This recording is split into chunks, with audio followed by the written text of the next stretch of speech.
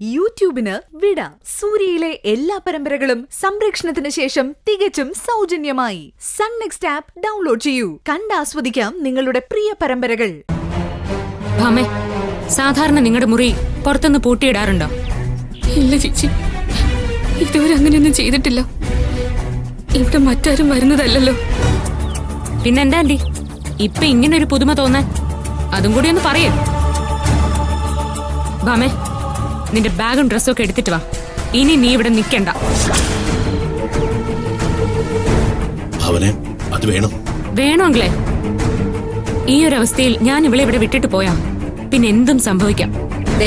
ഭാവനെ, നീ വെറുതെ ഒരു പ്രശ്നം ഉണ്ടാക്കരുതേ. ഭാമയോട് ഞാൻ ഒരിക്കലും മനഃപൂർവ്വം ഒന്നും ചെയ്തിട്ടില്ല. ഇല്ല ഭാവനേച്ചി, അമ്മയോട് ഞാൻ പറഞ്ഞതാ ഭാമേച്ചിയുടെ വെളി പോലെ കേൾക്കുന്നെന്ന്. അപ്പൊ അമ്മ തന്നെ എന്നെ വഴക്ക് പറഞ്ഞ് കൂട്ടിക്കൊണ്ടു പോയത്. പിന്നെ ഞാൻ പല പ്രാവശ്യം ഭാമേച്ചി വിളിച്ചിട്ട് കിട്ടിയില്ല. അങ്ങനെ സംശയം കൊണ്ട് ഞാൻ വന്ന് മുറിയിൽ നോക്കിയതാ. ആന്റി അവളെ നോക്കി പേടിപ്പിക്കൊന്നും വേണ്ട.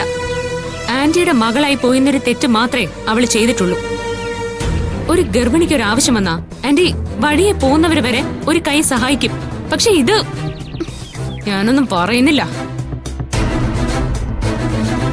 എന്റെ സ്വഭാവത്തിന് ഞാനിപ്പോ ചെയ്യേണ്ടതേ ഇതൊന്നും അല്ല. അത്രയ്ക്ക് ദേഷ്യവും വെറുപ്പും ഉണ്ട് എനിക്ക്. അല്ലെങ്കിൽ നീ എന്ത് ചെയ്യും? ആന്റി തല്ലോ?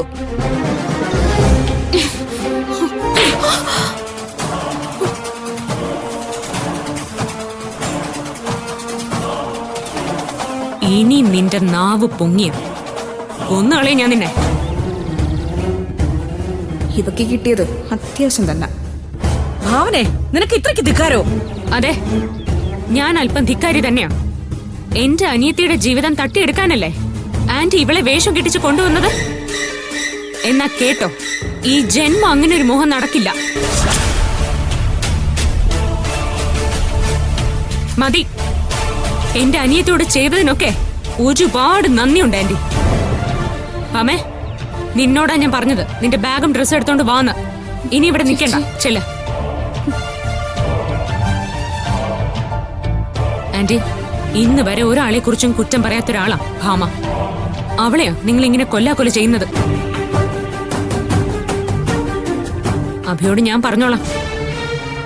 ഇതിപ്പോ ആദ്യമായിട്ടൊന്നും അല്ലല്ലോ, പലതവണയായില്ലേ. ഇനി മതി. അങ്കിളെ, അങ്കിളിനൊന്നും തോന്നരുത്. ഭാമയെ ഞാൻ കൊണ്ടുപോവാ. ഇനി ഇതിനൊരു തീരുമാനം എടുത്തിട്ട് മതി മുന്നോട്ടുള്ള കാര്യങ്ങൾ. ആന്റി, ഇതെല്ലാം മുകളിലിരുന്നൊരു ശക്തി കാണുന്നുണ്ടെന്നുള്ളൊരു വിചാരം അല്പമെങ്കിലും വേണം. ഇല്ലെങ്കിൽ ഈ ഭൂമിയിൽ നിന്ന് തന്നെ അനുഭവിച്ചിട്ടേ പോവൂ. ഭാമയ്ക്ക് എന്തെങ്കിലും സംഭവിച്ചിരുന്നെങ്കിൽ അതിന് കാരണക്കാരായവരെ തീർക്കാനും ഞാൻ മടിക്കില്ല. ആന്റി, അത്രയ്ക്ക് ആരോരും ഇല്ലാത്തവളല്ല ഭാമ. അങ്കിളെ, അങ്കിളിനെ ഞാൻ സമ്മതിച്ചിരിക്കുന്നു. ഇതുപോലൊരെണ്ണത്തിന് ഇത്രയും കാലം ചുമന്നതിന്. മനുഷ്യത്വം തൊട്ട് തീണ്ടിയിട്ടില്ലാത്തൊരു ജന്മം. അങ്കിളെ, അഭിയില്ലാത്ത ഈ വീട്ടിൽ ഭാമ ഒട്ടും സേഫ് അല്ല. അത് നന്നായിട്ട് മനസ്സിലാക്കിയിട്ടാ ഞാൻ ഇവളെ കൊണ്ടുപോകുന്നത്. ഭാമ, വാ.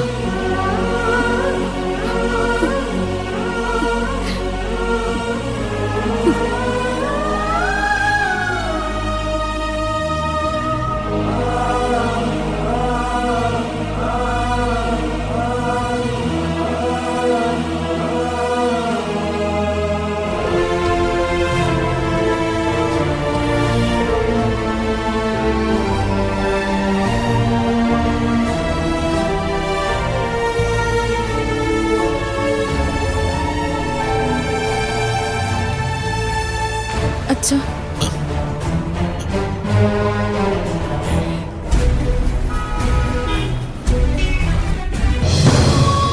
വാ. വാ.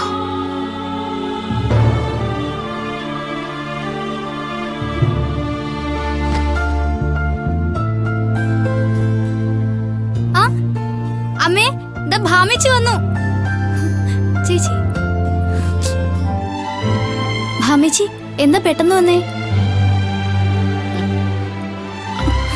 എന്താ എന്താ ഭാമേച്ചി? മോളെ എപ്പോ ഭാവനേച്ചി ഇതെന്ത് ബാഗൊക്കെ ആയിട്ട്? ഇനി ഇവൾ ആ വീട്ടിലേക്ക് പോകുന്നില്ല അമ്മ. എന്താ പറഞ്ഞേ? ഇവളിനി അങ്ങോട്ട് പോകുന്നില്ലെന്നോ? അതിന് മാത്രം എന്താ ഉണ്ടായത്? ഒരിക്കലും ഉണ്ടാവാൻ പാടില്ലാത്തതാ അമ്മ അവിടെ നടന്നത്.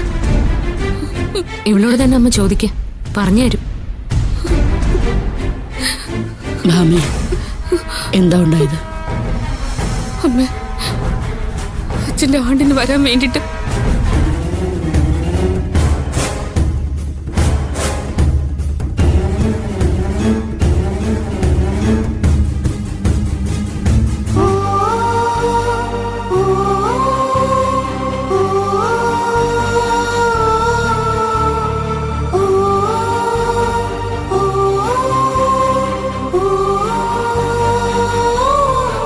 ഇത്രയ്ക്ക് കണ്ണീച്ചോരയില്ലാത്തവരാണോ ഈ അമ്പാലിക? ഇതങ്ങനെ വിട്ടാ പറ്റില്ലമ്മേ. ഇപ്പൊ തന്നെ പോയി ചോദിക്കണം. എന്തിന്? പോകുന്നവര് കൂടി നാറാനോ? ഒരല്പം കൂടി മനുഷ്യത്വം അവർക്ക് തൊട്ട് തീണ്ടിയിട്ടില്ലായിരുന്നു. അത്രയ്ക്ക് ക്രൂരതയാ ഭാമയോട് അവര് കാണിച്ചത്. ഇനി അഭി വന്നിട്ട് എന്താ വേണ്ടേന്ന് തീരുമാനിക്കാം. അമ്മ, സ്വന്തം മോളോടായിരുന്നെങ്കിൽ അവരിങ്ങനെ ചെയ്യുമായിരുന്നു. കല്യാണം കഴിഞ്ഞ നാള് മുതലേ ഇങ്ങനെ ആ ആന്റി ഭാമേച്ചിയോട് പെരുമാറുന്നത്. എല്ലാം പണത്തിന്റെ അഹങ്കാരോ ഭാനു. എവിടെയും പണമാണല്ലോ ഇപ്പൊ വലുത്. അവിടെ പാവപ്പെട്ടവനെന്നോ പണക്കാരനെന്നോ എന്നൊന്നും ഇല്ലല്ലോ. അതിന് ചേച്ചി കൊടുക്കാന്ന് പറഞ്ഞെല്ലാം കൊടുത്തില്ലേ? പിന്നെന്താ അവരുടെ പ്രശ്നം? പ്രശ്നം വേറൊന്നുമല്ല. ഭാമയെ ഉപേക്ഷിച്ചിട്ട് ആ ശ്രീപ്രിയയെ അഭിയുടെ തലയിൽ കെട്ടിവെക്കണം. ഈ ഒരു ചിന്ത മാത്രമേ അവർക്ക് എപ്പോഴും ഉള്ളൂ. ഒരല്പമെങ്കിലും ലോകപരിചയമുള്ള ആരെങ്കിലും ഇങ്ങനെ ചിന്തിക്കുവോ? ഇവരെ പോലുള്ളവര് സ്ത്രീവർഗത്തിനെ അപമാനമാ. എന്തായാലും ഇവളിങ്ങോട്ട് കൂട്ടിക്കൊണ്ടുവന്ന് നന്നായി. തുടക്കം മുതലേ ഭാമേച്ചി അവർക്ക് കണ്ടുകൂടാത്തതാണല്ലോ. ആ ദേഷ്യം തന്നെ അവരിപ്പോഴും തീർക്കുന്നത്. ഇനി അവരുടെ ഒരു ഉദ്ദേശവും നടക്കില്ല. അഭി വരട്ടെ, എന്നിട്ട് തീരുമാനിക്കാം ഭാമ ഇനി ആ വീട്ടിലേക്ക് പോണോ വേണ്ടയോന്ന്. അമ്മേ, എന്നോട് മാത്രം അവർക്ക് ദേഷ്യമെന്നാ ഞാൻ ഇന്ന് വരെ കരുതിയിരുന്നത്. ഇപ്പൊ എനിക്ക് മനസ്സിലായി, ഭാമയോടും ഈ വീട്ടിലുള്ള ഓരോരുത്തരോടും ആ സ്ത്രീക്ക് നല്ല ദേഷ്യമുണ്ടെന്ന്. ഇപ്പൊ സേതുവേട്ടൻ ഇവിടെ ഉണ്ടായിരിക്കണം. ഇന്നത്തോടെ അവരുടെ അഹങ്കാരം തീർത്തു കൊടുത്തേനെ.